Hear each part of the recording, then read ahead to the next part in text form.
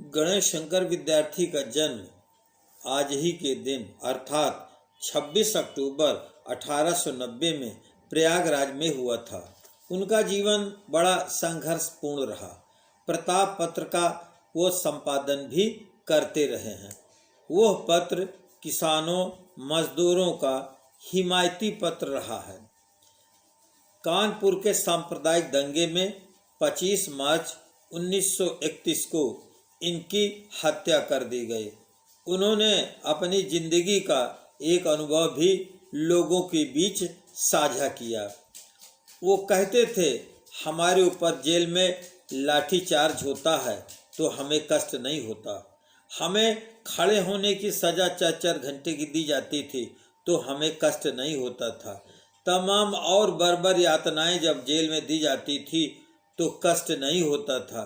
कई दिनों तक भूखा रखा जाता था तब हमें कष्ट नहीं होता था, किंतु कष्ट हमको तब ज़्यादा होता था जब हम ट्रकों से ले जाए जाते थे और कचहरी पहुंचते समय वहां पान की दुकान में पान खाए लोग जब देखकर हमें ये कह देते थे कि इनको देखो, ये देश को आज़ाद कराने चले हैं, ये समाज का उद्धार करने चले हैं, तब हमें महान कष्ट होता था।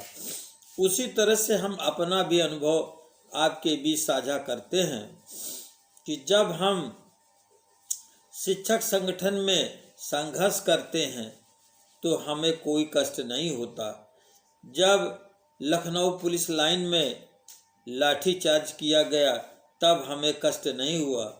पुलिस की गाड़ियों से विधानसभा के सामने से भरकर बहुत दूर हमें छोड़ा गया तब कष्ट नहीं हुआ, किसी तरह से वहाँ से भी आ गए। लेकिन जब हमारे साथी हमारे संघर्ष के चित्रों को देखकर विज्ञापन की संज्ञा देते हैं तो हमें महान कष्ट होता है।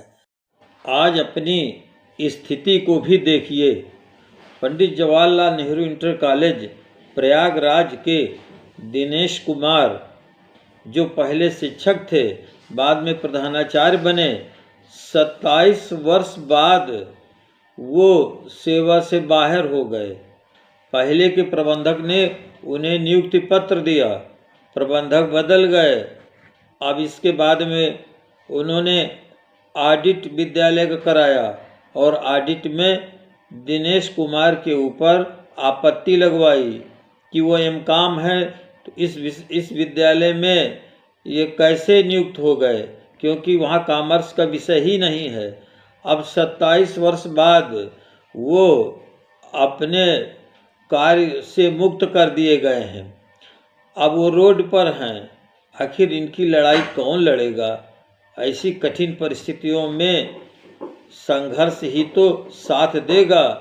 अब वो माननीय उच्च न्यायालय जाएं, वहाँ से भी उन्हें राहत नहीं मिलनी है।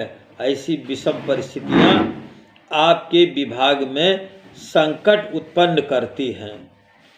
तो अब आज के दिन उस महाभाग की जयंती से हम लोग संघर्ष की प्रेरणा लेते हुए हम उन्हें भावभीनी श्रद्धांजलि देते हैं। बहुत बहुत धन्यवाद। जय हिंद, जय भारत।